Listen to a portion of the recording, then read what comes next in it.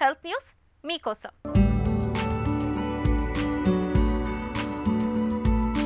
చక్కటి నిద్రతో అల్జీమర్స్కు అడ్డుకట్ట వేయొచ్చని పేర్కొంటున్నారు పరిశోధకులు. నిద్రను మనం శరీరాన్ని శుభ్రం చేసుకునే ప్రక్రియగా చెప్పుకోవచ్చు. మామూలుగా మనం మెలకువగా ఉన్నప్పుడు కొన్ని అనవసర ప్రోటీన్లు మెదడులో చేరిపోతాయి. మనం నిద్రపోతున్నప్పుడు మెదడు వాటిని శుభ్రం చేస్తుంది. దీర్ఘకాలంలో నిద్రకు భంగం వాటిల్లినప్పుడు ఈ ప్రోటీన్లు మెదడును ఆవరించి న్యూరాన్లను దెబ్బతీస్తూ ఉంటాయి. అల్జీమర్స్ సమస్యలో ఇదే జరుగుతుంది. మన మెదడులో పేరుకుపోయే అమిలాయిడ్ బీటా, టావ్ అనే ప్రోటీన్లు ఇందుకు కారణమని తేల్చారు శాస్త్రవేత్తలు.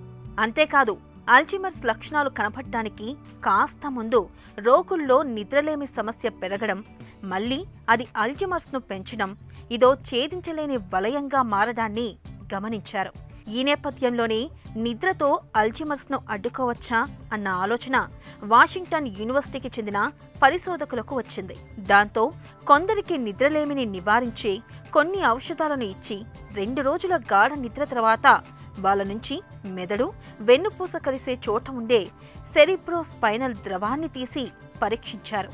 వాటిల్లో అల్జీమర్స్ను ప్రేరేపించే అమిలాయిడ్ బీటా, టావ్ ప్రోటీన్లు భారీగా తగ్గడం గమనించారు. దీనర్థం నిద్ర మాత్రలతో అల్జీమర్స్ తగ్గుతుందని కాదు. మాత్రల కన్నా ఇక్కడ గాఢ నిద్ర ప్రభావాన్నే మనం పరిగణలోకి తీసుకోవాలని చెబుతున్నారు పరిశోధకులు. గాఢ నిద్రకి అల్జీమర్స్ నివారణకు ఉన్న ప్రత్యక్ష సంబంధాన్ని నిరూపించడంలో ఇదో పెద్ద ముందడుగని శాస్త్రవేత్తలు పేర్కొంటున్నారు.